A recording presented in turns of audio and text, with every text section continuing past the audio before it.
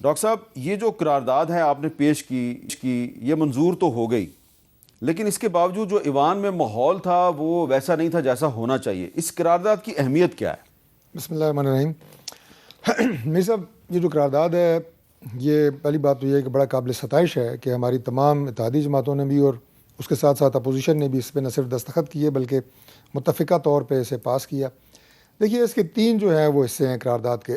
پہلا حصہ یہ ہے کہ جو بے گناہ قیمتی انسانی جانوں کا جعفر ایکسپریس پہ جو حملہ ہوا اس میں جو نقصان ہوا جس میں ہمارے ایف سی کے جوان بھی تھے اور ہمارے مسافر بھی تھے، ان تمام خاندانوں کے ساتھ اظہار ہمدردی اور اظہار یکجہتی. دوسرا حصہ اس کا یہ تھا کہ ہم دہشت گردی کے خلاف جو ہمارا عزم ہے بحیثیت قوم کے اور اس کے بعد ہماری جو لا انفورسنگ ایجنسیز جس طرح سے لڑ رہی ہیں ان کے ساتھ بحیثیت قوم ہم بالکل متحد ہیں، یکجان ہیں اور پوری قوت کے ساتھ ہم انشاءاللہ اس دہشت گردی کے جن کا اور اس افریت کا اور اس مصیبت کا مقابلہ کرنے کے لیے متحد ہیں اور ایک ہیں. یہ میسج بہت امپورٹنٹ تھا جو دیا گیا. تیسرا جو ہماری لا انفورسنگ ایجنسیز نے بالخصوص ہماری افواج ان کے جوانوں نے اس میں شرکت کی، افسران نے اس میں شرکت کی، پھر ہماری ایئر فورس نے اس میں بڑا اہم کردار ادا کیا، ایس ایس جی اور دیگر لا انفورسنگ ایجنسیز، ان کے ساتھ ایک جو ہے وہ کمٹمنٹ کا اظہار تھا کہ ہم آپ کے ساتھ ہیں اور جس اسٹرگل اور جس جستجو کے ساتھ جس ہمت کے ساتھ آپ نے شہادتیں بھی دی اور اس کے بعد ہمارے مسافروں کو بے گناہ مسافروں کو بازیاب کرایا، وہ بھی ایک بہت بڑی میں سمجھتا ہوں کہ اچیومنٹ ہے جو قابل ستائش ہے. تو یہ ایک آپ یہ کہیں کہ 3 کمپوننٹ تھے اس کے. اور اس میں جو میسج عوام کے اندر دیا گیا جو آپ نے اپنی ابتدائی گفتگو میں سب سے آخر میں بات کی کہ تھوڑے تلخ جملوں کا تبادلہ، وہ تھوڑی بات جو ہے وہ میں سمجھتا ہوں کہ اپریشیبل نہیں ہے، قابل ستائش نہیں ہے. اور یہ عوام کا میسج عوام سے باہر بھی ہونا چاہیے. ہم جب آج آپ کے پروگرام میں بیٹھے ہیں یہاں سے بھی میسج یہ جانا چاہیے کہ پاکستان کے نیشنل ایشوز کے لیے ہم اکٹھے ہیں، اپوزیشن بھی، گورنمنٹ بھی، تمام اتحادی جماعتیں. اور یہ آپ کو جو ہے یہ گلی گلی محلے محلے یہ میسج ہونا چاہیے، تب آپ مقابلہ کر سکتے ہیں. اس میں نا ایک کنٹراڈکشن پیدا ہو گئی. صاحبزادہ حامد رضا صاحب آپ بھی ایوان میں موجود تھے کہ ایک طرف آپ ایک متفقہ قرارداد منظور کر رہے ہیں، اس میں آپ کی جو سائیڈ ہے ادھر سے بھی مذمت کی جا رہی ہے، اور میرے پاس قرارداد ہے اس میں تو واضح طور پہ دستخط کیے ہوئے ہیں آپ کے ساتھیوں نے اور اس میں بہت سے لوگ ہیں. لیکن جب وزیر دفاع خواجہ آصف صاحب جو ہیں جب وہ یہ کہتے ہیں کہ بھئی یہ تو جو اشارہ کر کے اپوزیشن کی طرف یہ تو دہشت گردوں کے ساتھی ہیں، تو پھر یہ قرارداد کی اہمیت ختم ہو جاتی ہے. دیکھیں خواجہ صاحب کے الفاظ کیا ہیں. پاکستان میں دہشت گردوں نے 400-500 افراد کو یرغمال بنایا، افراد شہید کیے. ساری دنیا اس کرائسس میں پاکستان کے ساتھ کھڑی ہے سوائے ان کے. اب یہ انہوں نے کیوں کہا جی خواجہ آصف صاحب نے؟ کیا اس لیے کہا کہ سوشل میڈیا پہ جو آپ کے سپورٹرز ہیں انہوں نے گلوریفائی کیا ہے دہشت گردوں کو؟ ان کا خیال یہ ہے. بسم اللہ الرحمن الرحیم. بہت شکریہ میر صاحب. دیکھیں سب سے پہلے تو تعزیت ان تمام شہداء سے اکراس دا بورڈ، وہ سیکورٹی فورسز کے جوان ہوں، وہ پاکستانی ہوں، سویلینز ہوں، وہ اگر کوئی اور کسی جگہ پر ورکنگ وہ پاکستانی تھے، اس کے اوپر ہماری طرف سے تعزیت، ان کی فیملیوں کے ساتھ اظہار یکجہتی. اور جو آپریشن کے دوران ہمارے جوان شہید ہوئے اس کے اوپر بھی انہیں خراج تحسین. جی دیکھیں میر صاحب میں یہ سمجھتا ہوں کہ یہ ایک ایسا انسیڈنٹ تھا اور ایسا دل دہلا دینے والا انسیڈنٹ تھا کہ اس کے اوپر آج جب نیشنل اسمبلی کے اندر ڈیبیٹ کی بگننگ ہوئی تو کوئی کنٹروورشل بات نہیں ہونی چاہیے تھی. لیکن ود آل ڈیو رسپیکٹ خواجہ آصف صاحب جس وقت تقریر سٹارٹ کی تو میں اسی وقت ان سے صرف 2-3 سیٹیں چھوڑ کے آگے میں وہاں پر موجود تھا. ان کی گفتگو میں انتہائی ادب کے ساتھ عرض کروں گا وفاقی وزیر دفاع کے شایان شان ہی نہیں تھی. اتنی کنٹروورشل گفتگو، یعنی آج جب ہم اس واقعے کو کنڈیم کر رہے ہیں، آپ نے اس کو انگیج کرنے کی یا اس کو ملانے کی سوشل میڈیا کے ساتھ. تو میر صاحب میں بعض اوقات پسند نہیں آتا بہت سارے لوگوں کو جب کیوس کریٹ ہوتا ہے تو اس کے اندر پھر خبریں باہر نکلتی ہیں. وہاں پر جو کچھ لوگ نکلے ان کے ویڈیو بیانات آنے شروع ہوئے کہ ہمیں تو کسی نے بازیاب نہیں کروایا، ہم تو ایسے آئے. پھر اس کے بعد مختلف جو انٹرنیشنل میڈیا ہاؤسز تھے انہوں نے اس خبر کو اٹھایا. دیکھیں میرا نقطہ نظر یہ تھا کہ جس وقت انسیڈنٹ سٹارٹ ہوا تو 2-3-4-5 گھنٹوں کے اندر وزیر اعظم کو وہاں پر ہونا چاہیے تھا. یہ چھوٹا انسیڈنٹ نہیں تھا. ہمارے وزیر دفاع وہاں ہونے چاہیے تھے، ہمارے وزیر داخلہ وہاں پر ہونے چاہیے تھے.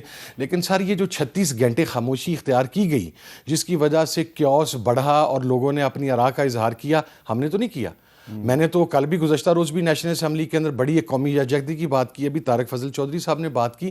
میں یہ سمجھتا ہوں کہ کم از کم اس واقعہ کے اوپر آپ نے دہشت گردی کو جوڑنا ہے, آپ پی ٹی آئی کے ساتھ جوڑ دیں, آپ نے سوشل میڈیا جوڑنا ہے پی ٹی آئی کے ساتھ جوڑ دیں, آپ نے اپنا کوئی فیلئر جوڑنا ہے تو وہ جوڑ دیں. اور خواجہ آصف صاحب تو آج اتنا پرسنل بولے کہ میں بطور احتجاج ان کی تقریر کے, میں نے شاید تھوڑی دیر اسد کیسر صاحب کی تقریر میں بھی بیٹھتا اڈیالہ جانے سے پہلے, میں بطور احتجاج ان کی تقریر کے بعد اٹھ کے گیا ہوں کہ وزیر دفاع نے آج ایوان کے اندر اتنے حساس موقع کے اوپر پرسنل وکٹمائزیشن کر کے پوائنٹ سکورنگ کرنے کی کوشش کی ہے. اکراس دا بورڈ پورے پاکستان نے اس واقعے کی مذمت کی ہے, ہم اس واقعے کی مذمت کرتے ہیں اور ہم یہ مطالبہ کرتے ہیں کہ جو کلپریٹس ہیں ان کو کیفر کردار تک لے کے آ جائے, جس بھی جگہ پر کسی کوئی کو. اور یہ جو 33 دہشت گرد کہا جا رہا ہے کہ ان کو مار دیا گیا, ان کی شناخت بھی سامنے آنی چاہیے. بالکل آنی چاہیے. آج تو 25 شہداء جو ہیں ان کی نماز جنازہ بھی ہو رہی ہے. آج بلاول بھٹو زرداری صاحب جن کی پارٹی کا چیف منسٹر ہے بلوچستان میں, انہوں نے قومی اسمبلی میں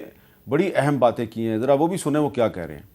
ہم سب جانتے ہیں کہ بلوچستان کے عوام اپنے حقوق مانگ رہے ہیں, وہ اپنا آئینی حصہ کا مطالبہ کر رہے ہیں اپنے وسائل کے اوپر, مگر ان کا سب سے پہلے مطالبہ یہ ہے کہ ان کو جینے کا حق دو.